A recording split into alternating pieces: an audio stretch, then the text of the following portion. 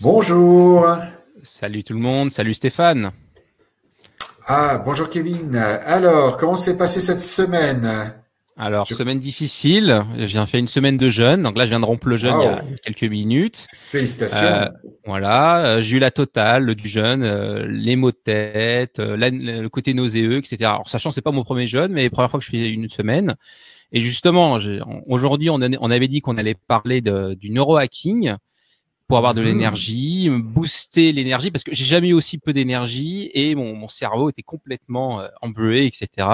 Donc moi, je veux bien quelques petites astuces qu'on va pouvoir partager aujourd'hui sur comment améliorer sa concentration et son énergie. Ok. Qu'on soit en jeûne ou qu'on soit simplement, c'est une période, on va dire, en ce moment de confinement, on est un peu fatigué, on sort peu et on est un peu dépressif. Donc, je pense que ça, on s'est dit qu'aujourd'hui, ça serait une excellente occasion de voir les bases du neurohacking pour être en forme Oui. dans cette période de confinement généralisé. Voilà. Ben, ok. Ben, on va en parler un peu. Alors, la première question, faut-il booster son cerveau alors qu'on est en jeûne? Non, pas du tout. Ah, Quand tu jeûnes, la meilleure chose à faire, c'est rien. Puisque on a deux systèmes. On a le système d'accélération, c'est le système sympathique. C'est je bouge, je pense, mais je suis moins dans la digestion, moins dans le sommeil et moins dans la réparation du corps. Et quand je suis en jeûne, je suis en mode parasympathique. Donc là, j'ai moins d'énergie dans les muscles, moins d'énergie dans le cerveau. Donc c'est ce que tu sens. ouais. Et en même temps, ton corps en profite pour se détoxifier. C'est-à-dire que ton corps, il peut pas mettre l'énergie et dans l'action, donc c'est le muscle-cerveau, ou dans la réparation, c'est digestion, détox.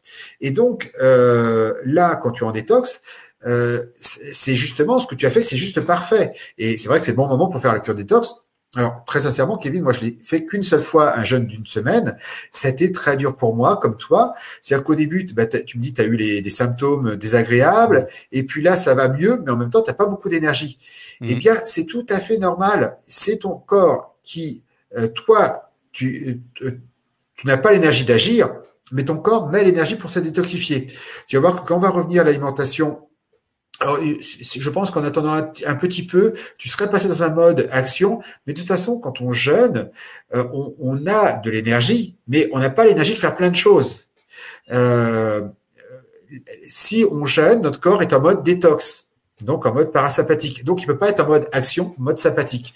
Par contre, petit à petit, quand on enlève les toxines, par rapport au premier jour, je vois que tu as quand même beaucoup plus l'énergie plus fluide, tu as plus d'énergie. Mais pour l'instant, tu es encore en mode détox, c'est-à-dire en mode parasympathique. Donc, ton corps et ton esprit plutôt en mode repos et ton corps en mode détox.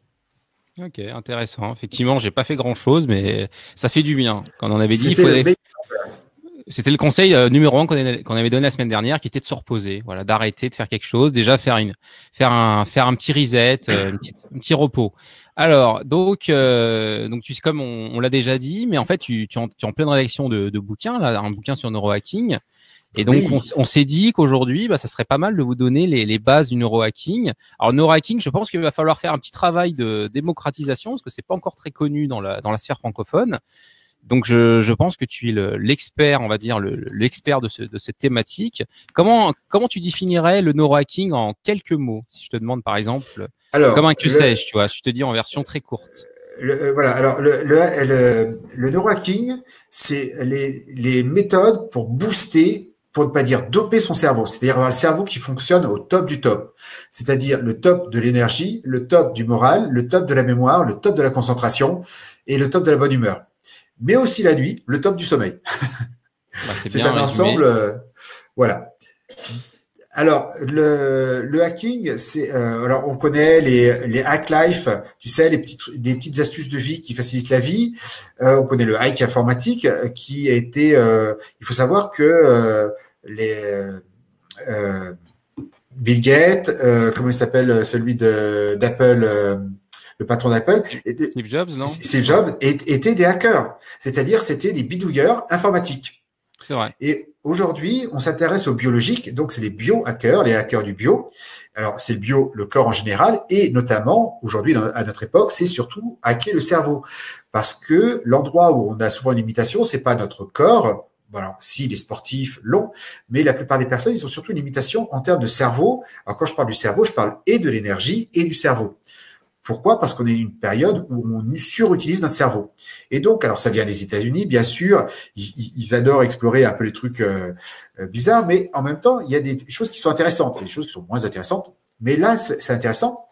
C'est comment faire en sorte que à tout âge, mon cerveau soit au top. Parce qu'en plus, il y a une bonne nouvelle. Notre cerveau peut avoir 20 ans jusqu'à 120 ans. Alors, il y a très sérieusement, il y a des études qui ont été faites, alors pas sur l'être humain, parce que ça demande beaucoup de patience, mais des études qui ont été faites sur l'animal, et donc par extrapolation, on suppose que nos neurones sont capables de vivre 2 fois le temps d'un être humain. C'est-à-dire que, a priori, les neurones peuvent vivre 180 ans sans problème. Oui, Sauf énorme. que aujourd'hui, on a plein de maladies neurodégénératives. Donc, on se dit, alors, c'est pas logique. Ben oui, parce qu'aujourd'hui, on nourrit pas notre cerveau. On surutilise notre cerveau, on le surstresse, mais on le nourrit pas assez. Donc, et on l'empoisonne en plus. Donc, ça fait 2 choses entre le poison, le stress, la surutilisation et la sous-nourriture. Ça fait plein de choses qui fait que le cerveau ne fonctionne pas. Donc, il y a plein de façons de vraiment retrouver un cerveau au top. Et moi, je le goûte vraiment parce que comme j'ai fait un burn-out, j'ai connu vraiment de ne pas avoir de cerveau. J'ai connu d'oublier le numéro de ma carte bleue que j'avais depuis plus d'une année, de perdre une voiture et j'ai mis plus d'1 mois avant de la retrouver. Voilà, c'est gros problème. Donc, ça commençait à, je savais plus quel était le nom de la personne qu'on me présentait, mais pourquoi j'étais devant le frigo, à, ben voilà, des choses, mais vraiment, je me rappelais à peine de mes journées, tu vois, j'étais vraiment dans un tas zombie. Et je suis tombé en vrai zombie, en burn-out. Okay. Et donc, ouais. Je voulais te dire, mais est-ce que c'était un rapport aussi avec ton intestin? Parce qu'on sait que l'intestin est le deuxième cerveau. Parce que des fois, quand on est en mode dépressif, des fois aussi, par contre, on a, comment dire, on a tendance à surmanger des fois. On est un peu, soit on Alors, oui, est-ce qu'il c'est y une avait bonne pas... remarque. Alors, l'idée, c'est que pour avoir un cerveau qui marche, il faut que le corps marche. Et pour que le corps marche, il faut qu'il soit bien nourri. Et pour qu'il soit bien nourri, il faut non seulement mettre de la bonne nourriture, mais il faut bien digérer. Donc, c'est important à la fois de mettre de la bonne nourriture, mais à la fois de bien digérer. Et ce n'est pas le cas de tout le monde. C'est-à-dire qu'en gros, si vous avez des remontées, le ventre qui gonfle, mal au ventre, des coups de pompe après le repas, des gaz, vous n'allez pas aux toilettes tous les jours, ou alors quand vous essuyez, c'est plutôt mou collant, il faut bien insister. Ça veut dire que la digestion n'est pas bonne. Si la digestion n'est pas bonne, les bonnes vitamines et minéraux qu'on met dans l'alimentation, si tant est qu'elles y soient, ne rentrent pas dans le sang. Et si elles y sont pas, c'est encore pire. Donc oui, le neurohacking commence par, si je veux booster mon cerveau, je commence à booster, améliorer mon alimentation, améliorer ma digestion. Parce que mon cerveau, c'est une machine qui, dites-vous bien, votre cerveau, je me rappelle plus quel pourcentage du corps il fait, mais je crois que c'est du genre 5% de poids et 20% de consommation d'énergie. C'est l'un des organes qui consomme le plus d'énergie. Et donc, alors c'est l'énergie, mais c'est pas que des calories, c'est les vitamines et minéraux et même acides aminés, les petits bouts de protéines et les acides gras pour fabriquer des neurotransmetteurs. S'il les a pas, il en fonctionne de moins en moins. Donc, j'ai de moins en moins de mémoire, de moins en moins de concentration et aussi de moins en moins de bonne humeur. Donc, tu as raison, ça passe d'abord par la digestion. Ok. Donc, tu as dit donc, ce qui était important, donc c'était tu as dit le cerveau, etc. Et donc, qu'est-ce que je voulais dire? Comment, effectivement, est-ce que tu as des choses à conseiller justement au niveau de l'alimentation qui nourrissent le cerveau, qui sont sains? Des trucs délirants. Manger des légumes qui sont riches en vitamines et en minéraux et en fibres qui aident bien la digestion, mais aussi en tout ce qui est gras. Alors, je ne parle pas de manger des fritures, des choses comme ça. Non, je parle des fruits gras, les avocats, les noix, les amandes, les noisettes, qui apportent des bons gras et des antioxydants protecteurs du gras. Donc, en réalité, l'alimentation cerveau, c'est suffisamment de protéines, c'est des bons gras, notamment les oméga 3, et surtout les oméga 3 de poisson, mais sous réserve que ce soit des petits poissons gras, sardines, harengs, maquereaux, anchois, qui apportent des oméga 3, mais pas trop de métaux lourds, parce que le saumon et le thon sont des gros poissons qui ont mangé plein de petits poissons et qui ont concentré les métaux lourds. Voilà, donc des oméga 3 sous forme de poisson, des petites graines riches en bons gras, dont les oméga 3, donc les noix, les amandes, les noisettes, les graines de lin, voilà, l'huile de colza, et puis l'avocat, et puis surtout les fruits, en veux-tu en voilà, parce que notre cerveau, il manque plus de vitamine B que de calories. Les calories, on voit qu'on a un petit stock sur le ventre, mais par contre, notre cerveau n'arrive pas à les transformer, ces calories, en énergie parce qu'il manque des vitamines et minéraux. D'accord. Voilà. Et suffisamment de protéines. Un régime qui manque de protéines, qu'elles soient animales ou végétales, hein, peut empêcher le cerveau de bien fonctionner. Et est-ce que tu déconseillerais justement le gluten, par exemple, pour le Alors, cerveau? moi, je suis pas anti-gluten, mais j'ai remarqué que beaucoup de personnes digèrent mal le gluten et que le gluten mal digéré a tendance à mettre le cerveau dans le brouillard. Ce que j'ai remarqué, moi, personnellement. Alors, il y a beaucoup de personnes qui digèrent mal le gluten et quand ils arrêtent le gluten, ils retrouvent une bonne digestion, mais aussi un cerveau clair. C'est juste incroyable. Alors, il y a aussi les métaux lourds, c'est-à-dire qu'il y a des personnes qui sont intoxiquées aux métaux lourds parce qu'ils ont eu des amalgames dentaires de mauvaise qualité, ils ont eu des vaccins qui contenaient des métaux lourds, ils ont pris des médicaments qui contenaient des métaux lourds, beaucoup de produits cosmétiques qui contiennent de l'aluminium, qui est neurotoxique, et qui, avec le temps, s'accumulent et ont des effets délétères sur le fonctionnement du cerveau. Donc ça, c'est chez certaines personnes, il faut les trop de métaux lourds peut vraiment donner cette sensation de brouillard dans le cerveau. Donc, effectivement, moi, quand quelqu'un a une sensation de brouillard dans le cerveau et en plus une mauvaise digestion, je lui dis, essayez de faire 1 mois sans laitage et sans gluten et regardez comment ça se passe. Et souvent, ils me disent, waouh, c'est bien meilleur la digestion, mais c'est aussi bien meilleur dans le cerveau. Parce que quand je digère mal, c'est une double peine. Non seulement les vitamines et minéraux n'entrent pas, mais souvent, il y a des substances toxiques mal digérées qui vont rentrer dans le cerveau et qui vont polluer le corps et le cerveau. Donc, en gros, c'est la double peine. Les bons ne rentrent pas et il y a du mauvais qui rentre. Donc, tout ce qu'il faut pour que le cerveau ne fonctionne pas bien. Ok, donc la deuxième base aussi dans le neurohacking, c'est aussi, on a dit donc c'était l'alimentation et aussi l'augmentation de la mémoire, aussi l'optimisation de la mémoire. Est-ce que tu as des conseils peut-être à donner pour mettre ça en place? Il y a plein de choses. La première, c'est de dormir suffisamment. Il faut savoir que en 50 ans, pardon, on a diminué notre temps de sommeil d'1 heure et demie. C'est-à-dire d'un cycle de sommeil. Les cycles en général, pendant la nuit, on a 5 cycles de sommeil d'1 heure et demie. Donc, ça fait 8 heures, grosso modo. Eh bien, on a diminué le temps de sommeil d'1 heure et demie. Et donc, aujourd'hui, on est en moyenne, en France, on dort 7 heures par nuit. Et c'est ballot parce que, en moyenne, le temps nécessaire de sommeil est de 7h15. Ça veut dire qu'en moyenne, donc plus de la moitié des Français dorment pas assez. Donc, s'ils dorment pas assez, ils accumulent petit à petit un déficit de sommeil. Donc, ils ont moins de concentration, moins de mémoire, une humeur plus sensible. Ils ont aussi un système immunitaire moins efficace. Ils ont moins d'énergie. Donc, le fait de manquer de sommeil, parce qu'on a le fait de ne pas dormir suffisamment. Je rencontre souvent des gens qui ont tellement de choses à faire qu'ils ne dorment pas assez. Comme ils ne dorment pas assez, ils n'ont pas assez d'énergie, donc ils ont plein de choses à faire, donc ils n'ont pas le temps de les faire, donc ils ne dorment pas assez, et c'est le cycle infernal. Quand on fait l'inverse, et là justement la situation actuelle est une opportunité de le faire, et qu'ils remettent un temps de sommeil suffisant, eh bien en une quinzaine de jours, ils retrouvent l'énergie. Oui, j'ai pas dit une nuit, j'ai pas dit une semaine, j'ai dit au moins une quinzaine de jours. Il faut une quinzaine de jours de nuit suffisamment longue pour récupérer ce qui nous manque de sommeil. Et en réalité, pour faire la vraie récupération, il faut même plusieurs mois. Mais en 15 jours, on sent la différence quand même. C'est ce que tu avais dit, notamment quand on changeait une heure. Tu sais, récemment, on a changé l'heure. Oui. Et effectivement, ça crée des problèmes cardiovasculaires. Je crois que tu avais dit que il y a 5%, d'une heure. Voilà. Le changement d'horaire va créer plus de 5% d'infarctus du myocarde pendant 1 ou 2 semaines. C'est délirant, ça. C'est dingue. Oui. Hein. Donc, c'est vraiment important. Alors, il faut savoir, dans le sommeil, en biohacking, on assiste beaucoup sur le sommeil. Donc, la première chose, c'est toute bête, c'est d'avoir un temps de sommeil suffisant. Ensuite, c'est une autre chose, c'est d'avoir une régularité. C'est toujours se coucher à la même heure et toujours se lever à la même heure. Notre corps, il peut pas se lever, se coucher à une heure différente. Imaginez, vous êtes tranquillement dans votre bain et d'un coup, paf, votre patron arrive et dit c'est le moment de travailler. Et le soir, vous êtes en train de travailler, en après-midi, vous êtes en train de travailler. Vous dites je vais imprimer enfin mon rapport. Et là, votre patron vous dit allez dehors. Imaginez comment vous pourriez faire si vous savez pas quand commence votre journée de travail et quand finit votre journée de travail. Eh bien, c'est ce que fait notre cerveau. C'est-à-dire qu'il ne sait pas quand il va pouvoir faire le travail de réparation de la nuit et quand il va le terminer.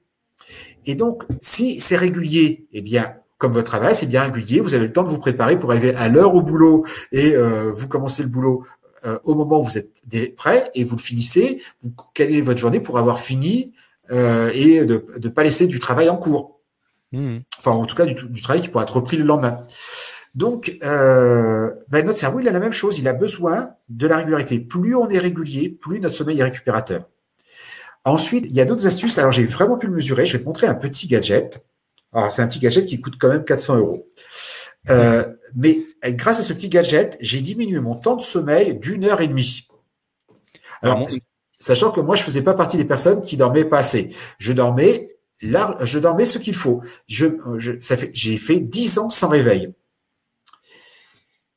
Alors, ça fonctionne comment? Vas-y, on est très intrigué de ce petit appareil est un électroencéphalogramme. Alors, il n'est pas connecté en live. Il fait un rapport une fois par jour. Il faut que je le connecte volontairement au téléphone, sinon il n'y a pas d'onde. Parce que mettre un truc qui fait des ondes au cerveau, c'est pas top du tout.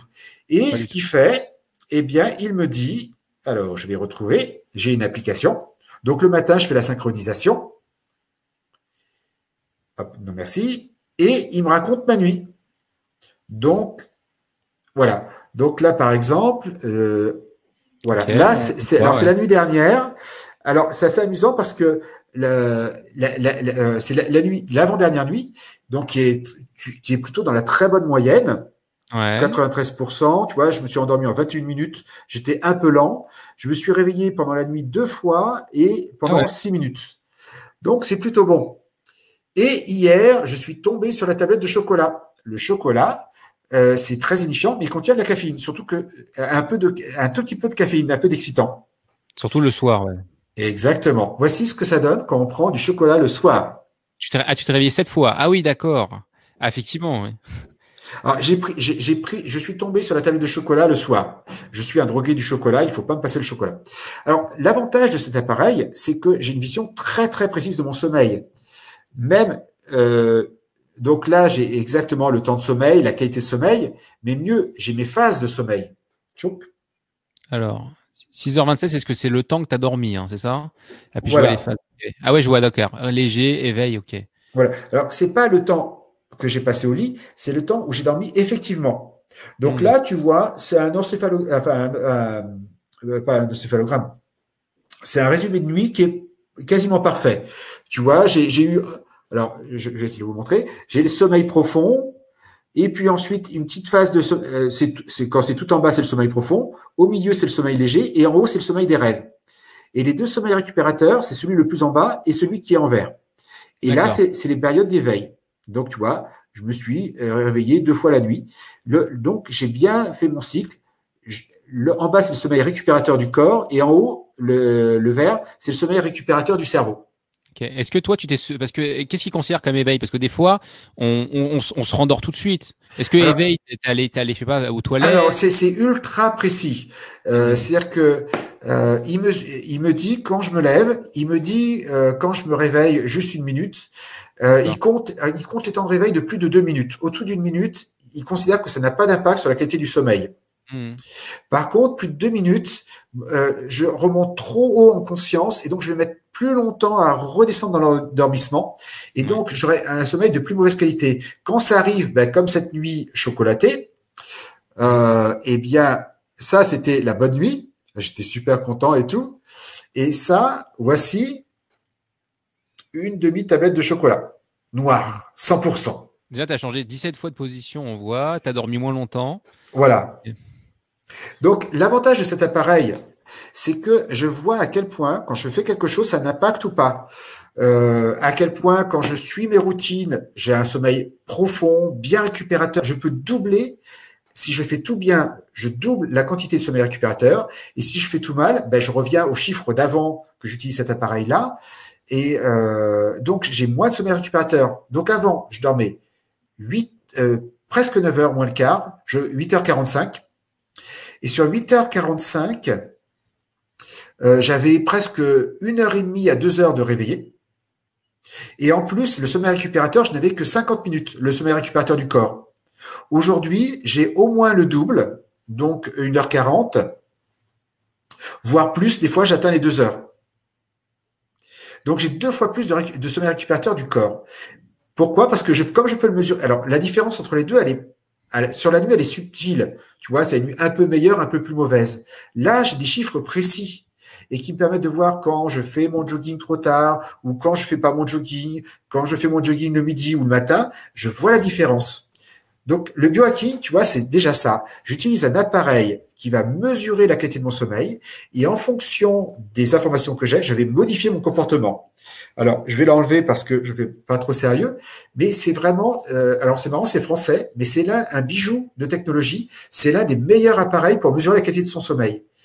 Cet appareil-là a un niveau de précision qui est équivalent à la médecine du sommeil, la clinique du sommeil. C'est quoi le nom du modèle, justement? Parce que tu disais que ça coûtait 400 €, je crois. C'était un sacré. En réalité, c'est 360. Je t'enverrai le lien. Ça s'appelle le Bando Dream. Et puis, donc, moi, je l'ai acheté 400. Et ensuite, ils m'ont dit, bah, si vous voulez, vous pouvez être affilié. Ah oui, c'est trop tard, je l'ai déjà payé. Et donc, si tu as le lien d'affiliation, tu payes, je crois, 10 ou 15, bah non, tu payes 10% en moins. Donc, tu payes 360. Donc, il coûte 360 en réalité. C'est juste moi qui l'ai payé 400. Voilà. Mais ceci étant dit, je suis super content parce que ça a optimisé la qualité de mon sommeil. Et en plus, accessoirement, ça envoie pendant le sommeil récupérateur, ça envoie un petit son, mais inaudible pour ma copine, heureusement. Oui, parce que je vais te dire avec ta compagne comment ça se passe voilà. la nuit. Et donc, qui augmente encore le temps de sommeil récupérateur. Donc, tu vois, ça, c'est un truc de biohacking. C'est-à-dire que grâce à ça, c'est juste extraordinaire. Moi, j'ai réduit mon temps de lit de 1h50. C'est-à-dire que chaque jour, je suis éveillé 1h50 de plus. Alors, avant, je l'étais, mais en pleine nuit, donc je faisais rien du tout. Là, maintenant, mes nuits sont beaucoup plus compactes et je me lève 1h30 plus tôt. Donc, je peux faire 1h30 de choses par jour. 1h30 de choses par jour, sur la semaine, ça fait 8 à 10 heures de choses en plus. J'ai une journée de plus de vie par semaine, pardon. Uniquement parce que j'ai optimisé mon sommeil. Je sais quelles plantes me font bien dormir, quelles plantes n'ont pas d'effet, celles qu'il faut prendre, celles qu'il faut pas prendre, quand je dois faire mon jogging et quand je dois pas le faire. Je dois pas faire mon jogging trop tard. J'ai pu mesurer à quel point quand je suis dans mes habitudes, je dors super bien. Dès que j'enlève mes habitudes, je commence à dormir moins bien. C'est juste incroyable. Donc, tous ces principes qu'on dit, il faut que la nuit soit fraîche, que la chambre soit sombre, etc., etc., je peux mesurer concrètement à quel point c'est rentable ou pas pour moi. Donc ça, c'est un exemple de biohacking. C'est-à-dire que j'utilise un appareil. Alors, c'est vrai que moi, en général, quand je prends un appareil, je sélectionne un peu ce qui se fait sur le marché et je prends le best-of. Donc, j'ai scanné à peu près tout ce qui se fait, y compris aux États-Unis. Et ce bandeau est l'un des meilleurs qui se fasse actuellement. Et il est français. Il y a d'autres choses, par exemple, dans le biohacking, il y a méditation. Tous les biohackers, tous les gens qui maintiennent un très haut niveau d'énergie, qui veulent vraiment être au top du top de leur énergie, de leur cerveau pendant toute leur vie, pratiquent la méditation quotidienne. Tu vois, c'est comme tu pratiques du sport quotidien. Si tu veux être en pleine forme, tu pratiques du sport quotidiennement. Donc, ils pratiquent tous un sport quotidiennement. Et ils pratiquent tous quotidiennement la méditation. Et il existe même des appareils qui permettent de rentrer plus facilement en méditation.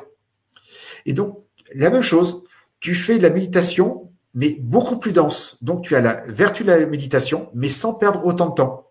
Donc, tu ne passes pas 1 heure de méditation, mais juste 20 minutes. Ça m'intéresse parce que moi, je fais de la méditation, j'en ai fait. J'ai fait notamment du Raja Yoga quand j'étais au Canada. Oui. Et qui est notamment une méditation avec les yeux ouverts. Ce qui n'est pas facile parce que méditer, on a tous envie de fermer les yeux.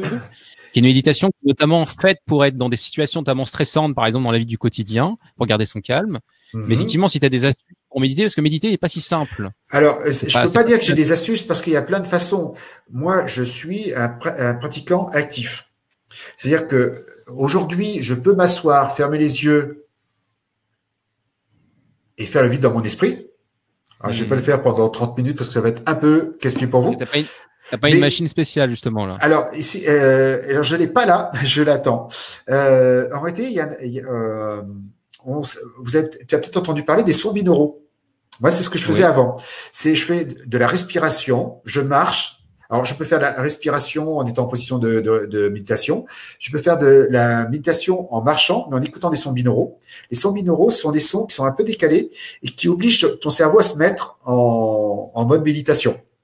Ouais. Donc, ça marche super bien. Mais en réalité, il existe une autre technologie qui marche encore mieux.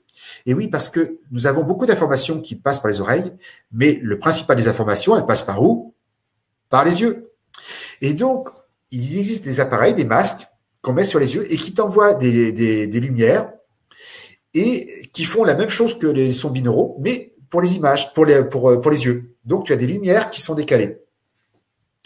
Et ça te met hyper intensément en mode de méditation et ça te permet de faire l'équivalent d'une heure de méditation en une vingtaine de minutes. Alors, pour quelqu'un qui n'est pas expérimenté, quelqu'un qui est expérimenté, il arrive très bien à faire les 20 minutes. Moi, je connais des méditants expérimentés, mais c'est incroyable. Quelle que soit la situation, ils passent en méditation, mais profonde, en quelques minutes. C'est juste incroyable. Moi, il faut vraiment que je prenne le temps et puis petit à petit, je vais rentrer. Et donc, cet appareil, alors je ne l'ai pas encore testé, c'est en cours de test. En gros, tu mets le bandeau, tu mets les écouteurs, tu te mets en position, tu lances et tu te fais 20 minutes. Alors, tu peux choisir 20 minutes pour te mettre en relaxation, 20 minutes pour te reposer, pour te ressourcer, ou aussi 20 minutes pour redonner de l'énergie, par exemple en milieu de journée. C'est super, voilà, et donc, alors ça fait avec des appareils, mais attention, tout ça, tu peux le faire en l'apprenant toi-même, en méditant, mais tu gagnes énormément de temps. Parce que moi, je me rappelle la première fois que j'ai médité, mais j'étais hyper actif et rester assis à regarder un mur, c'était une torture pour moi. Aujourd'hui, je peux le faire parce que j'ai appris à méditer. Et maintenant que j'ai appris à méditer, je sais m'y emmener. Mais à l'époque, je ne savais pas. Donc, en réalité, j'étais juste obligé de ne pas bouger et j'avais le cerveau qui se disait, mais quand est-ce qu'on bouge? Quand est-ce qu'on bouge? C'était juste horrible. C'était l'anti-méditation possible. Donc, la méditation, c'est vraiment, ça doit s'apprendre. Et ces appareils, quand même, permettent vraiment de gagner du temps pour acquérir ces compétences. Et une fois que tu les as acquises, justement, ben, tu peux souvent revenir plus facilement dans ces états. Je suis impatient de le recevoir. J'aurais dû le recevoir la semaine dernière, mais avec les problèmes de transport qu'il y a actuellement. Là aussi, j'essaie une machine qui, alors cette fois-ci, elle est bien des États-Unis. Voilà, qui est l'une des meilleures machines sur le sujet. Voilà. Alors, c'est une des deux façons qui permettent d'augmenter la méditation. C'est-à-dire que tu passes moins de temps à méditer, mais en ayant plus les effets de la méditation. C'est génial. Ouais, c'est super. Et moi, j'ai hâte de voir cette machine, hein, elle m'intéresse. Ben, j'en parlerai avec plaisir. Et puis, dans le biohacking, il y a les trucs tout simples. Il y a les substances qui boostent le cerveau, qu'on appelle les nootropiques. Les choses qui permettent à ton cerveau de fonctionner de façon optimale, quelles que soient les conditions, notamment de stress. Ça m'intéresse. Alors ça, alors tu les connais peut-être. Alors si, il y en a même une que peut-être même tu utilises. L'un des nootropiques les plus puissants s'appelle la caféine. Oui. Ah. La caféine est le nootropique, la substance nootropique qui booste le cerveau, la plus consommée dans le monde. Oui. Le problème, c'est qu'elle est mal consommée. En réalité, je viens de me percevoir de ça parce que avec l'histoire du chocolat. En réalité, quand j'ai pris le chocolat, ça faisait plus de 15 jours que je n'avais pas pris de caféine du tout. Alors moi, j'étais un véritable drogué de la caféine. Hein. C'est-à-dire qu'à l'époque, je prenais 6 cafés par jour, à l'époque de mon burn-out, justement, parce que je fonctionnais au café. Et là, j'étais passé à un rythme plus cool, tu vois, du genre un café par jour. Mais j'avais mon petit café du matin. Et puis, justement, en améliorant la qualité de mes nuits, j'ai plus du tout besoin du café. C'est-à-dire que je me réveille le matin et en 15-20 minutes, j'ai l'énergie que j'avais normalement avec le café. Donc, je me dis, pas la peine. Donc, mon corps avait perdu l'habitude de la caféine. C'est pour ça que le café a eu, le chocolat, cacao, qui contient un tout petit peu de caféine. Il contient moins de caféine qu'une tasse de thé. Sauf que mon cerveau, il avait complètement perdu l'habitude. Je m'étais déshabitué de la caféine. Et quand je l'ai repris, mon cerveau a été surréactif. Ah oui. Et donc, ça m'a fait passer une mauvaise nuit. Et donc, le café, le problème, c'est qu'on on s'y habitue. C'est-à-dire que si je prends du café tous les jours, je vais m'habituer au café et il va être de moins en moins efficace. Donc, tu vas augmenter la dose, comme toutes les drogues. Alors, tu augmentes la dose, mais en plus, ça augmente la dose, mais ce n'est pas plus efficace parce qu'en réalité, la dose d'efficacité, c'est plus tu en prends, plus c'est efficace. Et à un moment, il y a un sommet. Et si tu en prends plus, c'est moins efficace. Mmh. Donc, si tu prends trop de café, tu sais, t'es énervé et t'es moins efficace que si tu as pris une seule tasse de café, par exemple. Donc, ça sert à rien si tu en prends deux, si tu n'es pas plus efficace. Tu es juste plus énervé. Tu as plus l'effet secondaire, mais tu n'as pas l'effet nécessaire. Donc, ce qui fait que moi, à l'époque, j'avais besoin du café pour fonctionner, mais le café n'améliorait pas mon état. Aujourd'hui, donc là, ce matin, j'ai pensé à ça, je me suis dit, ben, chouette, je vais prendre un café ce matin volontairement. Donc, mon premier café, donc je compte pas mon chocolat d'hier soir, parce que comme j'avais une nuit un peu courte, là, je sentais, j'avais pas l'énergie d'habitude. Je me dis, je vais reprendre la caféine. La caféine, elle cache l'effet de la fatigue. Donc, c'est pour ça qu'il faut pas la prendre tous les jours. Si je cache l'effet de la caféine, l'effet de la fatigue, au bout d'un moment, je vais continuer à faire un mauvais comportement et je vais faire un burn-out. C'est un peu comme si tu disais, j'ai le voyant rouge d'huile qui s'allume de ma voiture, j'aime pas, je mets un scotch devant, comme ça je le vois pas. Le problème existe. Donc, une fois exceptionnellement, comme aujourd'hui, tu peux le faire, mais si tu fais tous les jours, eh bien, au bout d'un moment, ça t'emmène à la fatigue chronique. Oui. Et donc, ouais. Non, mais je vais finir, Stéphane, on parlera après. Voilà. Et donc, le café, la bonne façon de le consommer, c'est d'en prendre un par jour, mais pas plus de 3 jours par semaine. De faire 3 prises par semaine et le reste, 4 jours de pause. Si tu fais plus que ça, alors c'est une moyenne, hein, bien sûr, il y a des gens qui sont plus sensibles, moins sensibles, eh bien, petit à petit, tu vas t'habituer et donc le café sera de moins en moins positif puisque tu vas t'y habituer. Et donc, tu seras non seulement tu auras besoin du café pour fonctionner, mais en plus, le café t'aidera pas vraiment. Et là, je vois, c'est juste incroyable comme ça me donne du peps, une seule tasse de café. Donc, demain, je vais pas en prendre parce que sinon, en 2 jours, je prendrai pas l'habitude. Mais l'idée, c'est que je vais me permettre 2 à 3 prises de café par semaine. On sait que si on reste à 3 par semaine, on ne crée pas cette dépendance et cette accoutumance. Alors, ça, c'est la caféine. Donc, effectivement, si vous avez besoin de votre café aujourd'hui, ben, je peux vous assurer. Alors, moi, j'ai le temps pour vraiment perdre l'habitude du café, c'est en général 21 jours. Et donc, au début, alors, je me rappelle, c'était surtout cet été où j'étais en mode où je prenais un café tous les jours parce que j'étais en train d'écrire mon livre, justement, enfin, en pleine période d'écriture. Et ma routine, c'était j'arrive dans mon espace de travail, je me prends un café, je me lance. Et le café, il stimule l'esprit, donc c'est génial pour écrire. Mais quand on prend tous les jours, ça devient moins efficace. Et à la fin de la session d'écriture, enfin de 2 mois d'écriture, j'ai arrêté le café, mais j'ai pris 20 jours pour arrêter. Eh bien, tu sentais comme quoi le corps, il avait besoin pour fonctionner. Puis petit à petit, il a repris l'habitude. Et je te jure, depuis que j'ai amélioré la qualité de mes nuits, donc où j'ai doublé ma quantité de sommeil récupérateur, j'ai l'effet caféine. Enfin, je me sens d'habitude aussi bien que quand je prends un café. Et là, aujourd'hui, exceptionnellement, j'ai pris un café et je me sens vraiment, je sens que j'ai une bonne énergie. Là, on est en fin de soirée, donc il me reste quasiment plus de caféine dans le sang, mais pourtant, j'ai encore cette énergie. Donc ça, c'est l'une des méthodes. Alors là, il y a la caféine, c'est le grand classique, mais ensuite, tu as, moi, quand quelqu'un me demande quelle nootropie je recommande, l'une des choses que je recommande, c'est le fameux, le Bacopa monnieri. Je connais pas du tout. Le Bacopa monnieri, c'est une plante qui est connue de l'Ayurveda et qui est extrêmement puissante pour améliorer la capacité de mémorisation. Alors, elle est moins spectaculaire. En fait, tu la prends un jour, c'est plus fluide.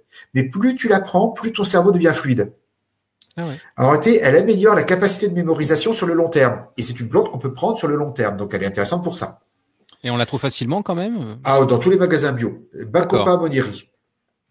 On l'appelle aussi, elle a un autre nom qui s'appelle le Brahmi, qui veut dire en sanskrit l'esprit. Oui. Ça me dit quelque chose. Ok. Voilà, c'est son autre nom. Ensuite, il y a une autre plante que j'aime beaucoup, qui est la Rhodiola rosea, qui est une plante qui a un 2 en 1. Elle aide l'esprit à être plus clair.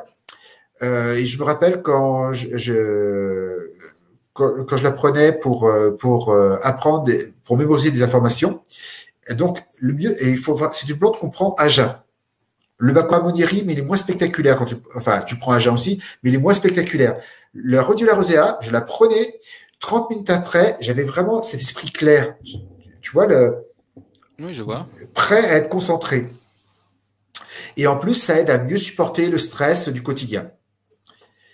Il y a une dernière plante que j'aime beaucoup, et puis ensuite je te parlerai de d'autres substances encore plus puissantes.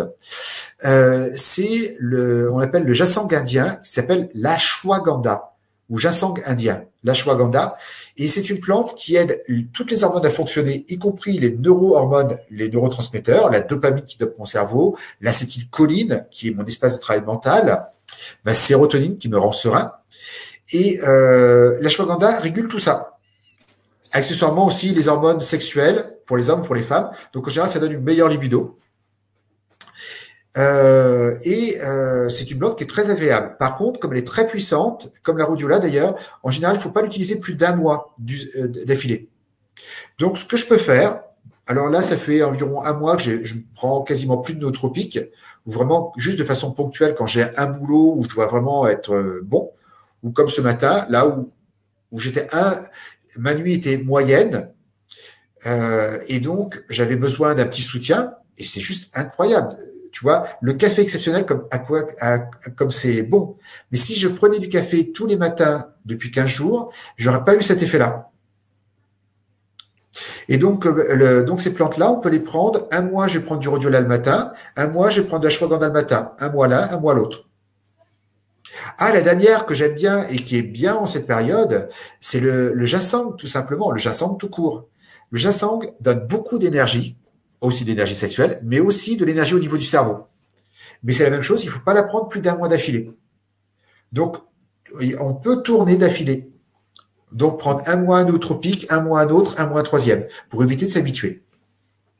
J'imagine que toutes ces substances, ça va être dans ton prochain livre là que tu écris. Alors oui, il y en a 50. Donc oui, il y a 50 substances dont je donne les recherches scientifiques qui ont été faites sur le sujet, les expériences qui ont été faites par les utilisateurs et ma propre expérience. Sur les 50, je les ai quasiment toutes essayées. J'ai un placard qui ressemble à une pharmacie. Mais c'est vraiment impressionnant à quel point. Parce qu'en réalité, là, je te donne des plantes qui sont testées depuis 4000 ans et qui sont déjà très performantes. Mais en réalité, on a inventé le terme nootropique dans les années 70. C'est quelqu'un qui cherchait, alors c'est assez amusant, je sais, c'est les expériences qui ont foiré. C'est quelqu'un qui cherchait un médicament contre le mal de voyage. Et il a découvert une substance qui booste le fonctionnement du cerveau. Ça s'appelle le piracétam. Et le piracétam a été la première substance, le premier nootropique synthétique. Et cette substance-là, quand tu prends le piracétam ou ses déclinaisons, parce qu'il y a beaucoup de déclinaisons du piracétam, tu as vraiment l'effet esprit clair. Mais c'est vraiment... Alors, ça dépend des plantes, des racétams. La plupart améliorent ton énergie mentale, ta mémoire, ta concentration, ton aisance verbale. Alors, je précise, là, je n'en ai pris aucun. Des fois, j'ai fait des conférences en prenant et c'est juste incroyable. Là, ça voit, je me sens bien, assez fluide. Mais c'est juste incroyable comme tu deviens fluide. C'est-à-dire que ça nourrit certaines zones du cerveau qui fonctionnent mieux. Donc, tu parles mieux de façon... tu cherches moins tes mots, tu vois, tu fais plus les mots viennent tout seuls, tu n'as pas besoin de réfléchir, enfin, tout se passe en fluidité. Donc, tu as certains qui vont améliorer ta mémoire, d'autres ta concentration, ton focus, d'autres ta motivation, d'autres ta cognition, d'autres tes réflexes, d'autres ton élocution verbale, d'autres ta perception des lumières, des couleurs, d'autres ta créativité. Alors, quand je dis d'autres, c'est pas 1. En général, ils améliorent 4-5 points différents. Et un va être plus fort en mémoire, l'autre plus fort en énergie, l'autre plus fort en concentration, l'autre plus fort en bonne humeur, l'autre plus fort en créativité. Et donc, ces substances-là, donc ces racétam, alors il y a d'autres molécules aussi, c'est ce qu'on appelle donc les nootropiques synthétiques, sont incroyablement puissants pour améliorer le fonctionnement du cerveau. on les explore beaucoup aujourd'hui pour essayer d'aider les personnes qui souffrent justement de démence sénile, de maladies d'Alzheimer, et puis d'autres, de Parkinson et tout autre problème neurodégénératif. Mais en réalité, on s'aperçoit que chez les étudiants, ça leur permet de mieux mémoriser, mais des fois, hein, certaines substances permettent d'améliorer jusqu'à doubler la capacité de mémoriser les choses. Tu retiens 2 fois mieux. Alors, c'est pas des trucs que tu peux prendre en permanence, mais tu te rends compte que ta journée de révision, elle compte double. Tu retiens 2 fois mieux les choses. Pour les examens, au contraire, tu vas utiliser quelque chose pour l'éloquence verbale qui va te donner une bonne capacité à partager, à passer ton stress. Je me rappelle une fois, ma fille étudie, elle veut devenir neurochirurgien. Donc, elle étudie en médecine. Et un jour, je lui dis, bah, tiens, tu devrais essayer celle-ci. Elle aide la fluidité verbale. Et je lui dis, bah, tiens, prends une dose. Et puis, on continue à discuter. Puis d'un coup, elle commence à expliquer avec passion un sujet et tout le monde l'écoute. Et waouh, et enfin, lui pose des questions. Enfin, et elle se sent bien. Elle est un peu réservée, ma fille. Et à un moment, elle me regarde, elle me dit, ah ouais, je sens bien la différence. C'est que les nootropiques, ils te changent pas. Tu vois, c'est pas comme l'alcool où tu vas faire un truc que tu n'auras jamais fait. Tu vois, tu prends de l'alcool ou de la cocaïne et tu peux faire un truc complètement délirant, tu vois, et que tu regretteras le lendemain. Eh bien, les nootropiques ont ceci de particulier. Ils te permettent juste d'être le meilleur toi-même. C'est-à-dire que j'ai jamais vu quelqu'un regretter ce qu'il a fait avec les nootropiques. La plupart du temps, les gens disent « Waouh, je suis capable de retenir ça. Waouh, j'étais capable de faire ça. Waouh, j'étais capable de dire ça devant une salle de 10 000 personnes. » 10 000 personnes, c'est une grande salle. Devant une salle de 400 personnes, c'est juste incroyable. Ou juste devant mon examen, devant mes examinateurs. En réalité, les nootropiques nous permettent d'atteindre le meilleur de nous-mêmes en termes de capacité cognitive. Et donc, ça inclut tous les champs, c'est-à-dire mémoire, concentration, élocution, compréhension, réflexe, humeur. Ah oui, je me rappelle en avoir essayé un qui a un impact sur l'humeur. Et tu sais, il y a des journées, genre les journées pourries où tu te dis, mais l'univers conspire contre moi. Tu fais un truc, ça marche pas. Tu fais un autre truc, ça marche pas. Et là, ce que je devais faire une conférence. Et je vais au cybercafé. Le cybercafé a une super mauvaise connexion. Et bon, je me dis, ok, je vais aller à la ville d'à côté. Alors, j'étais à l'étranger. Donc, la ville d'à côté, c'était à 30 minutes. Donc, je vais à 30 minutes. Je vais au seul autre cybercafé. Le seul autre cybercafé est fermé. Et là, on m'explique en espagnol, et moi, je suis pas bon en espagnol. Les nootropiques peuvent aider aussi à étudier les langues, mais c'est pas mon point fort. Et donc, il m'explique en espagnol qu'il est fermé, mais qu'il y en a un autre. Donc, tu vois, ça fait déjà le deuxième refus. Je vais à l'autre endroit, j'arrive à comprendre, à trouver. Je vais à l'endroit et on me dit, ah bah non, pas du tout. C'était un plan foireux. Donc, troisième claque. Bon, je me dis, bon, ben ok, là, j'arriverai pas à trouver de cybercafé, donc je vais acheter une puce 4G pour faire ma conférence, parce que c'était une conférence très importante. J'achète ma puce 4G, on installe le téléphone, je lance ma conférence. 5 minutes après le début, ça coupe. Je me dis, bon, alors j'essaye plusieurs fois. Là, je dis, bon, a priori, c'est mal parti. Donc, la seule solution, c'est qu'il y a un dernier point où il y a un très mauvais Internet. Mais le très mauvais Internet, c'était à 30 minutes plus tard, plus loin. Et 30 minutes, et j'étais au Costa Rica, un pays tropical, et là, il se met à pleuvoir des cordes. Et à chaque fois, je me prenais une claque, et plutôt que d'être abattu par le truc, je rebondissais, je trouvais la solution. Et je peux t'assurer, mais c'était claque sur claque. Et à la fin, j'ai réussi à le faire, mais ça m'a pris, j'ai trouvé une solution, un compromis qui a permis d'envoyer avec un jour de retard la conférence aux gens à qui je l'avais promis. Ok. Donc c'est juste incroyable. C'est-à-dire que ça change ton fonctionnement de ton cerveau, mais ça change ton humeur, mais toujours de façon cohérente avec toi-même. C'est-à-dire que ça te pousse juste au meilleur de toi-même. En réalité, les nootropiques te permettent d'être au top du top de toi-même, mais pas de ne pas être quelque chose de différent de toi. Alors que c'est pour ça que l'alcool n'est pas considéré comme un nootropique, la cocaïne n'est pas considérée comme un nootropique, les amphétamines ne sont pas considérées comme un... Parce que là, te modifie tellement et tu as un comportement qui n'est pas toi. Alors que les nootropiques te permettent d'être pleinement toi-même. Ok, bon, c'est bien. Tu restes dans la loi. Parce que j'ai envie de dire, là, quand on s'est parlé d'amphétamine, tout ça, de Ah oui, tout cocaïne. à fait. Voilà, Voilà. on prévient, c'est quand même des substances qui sont légales. Hein. Voilà, c'est des substances qui sont légales. Voilà. Mais l'alcool, qui est une substance légale, alors si tu en prends une toute petite dose, ça peut te décontracter. Mais en réalité, c'est une substance qui déforme ta façon de penser, alors que les nootropiques optimisent ta façon de penser. Tu vois la différence? Ouais. Je trouve que C'est-à-dire que tu peux regretter un truc que tu as fait sous alcool, tu ne peux pas regretter un truc que tu as fait sous nootropique. Tu diras, waouh, j'étais capable de faire ça.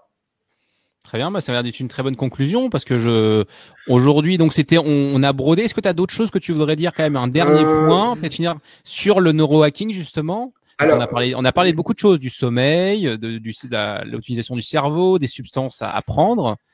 ben, tu as bien résumé le truc. Ah si, il y a un dernier truc. Il y a un truc qui n'est pas nootropique, deux trucs qui ne sont pas nootropiques, mais qui sont incroyablement puissants. La plupart des personnes qui commencent à avoir des problèmes de mémoire, de concentration, d'énergie et d'humeur, ou d'humeur et de sommeil, je leur dis, essayez de prendre du magnésium et des vitamines B.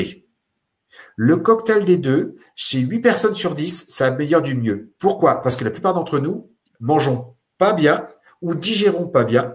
Et donc, le fait d'apporter les vitamines B et minéraux nécessaires au cerveau qui marche bien, donc magnésium, vitamine B, donne un cerveau qui fonctionne mieux.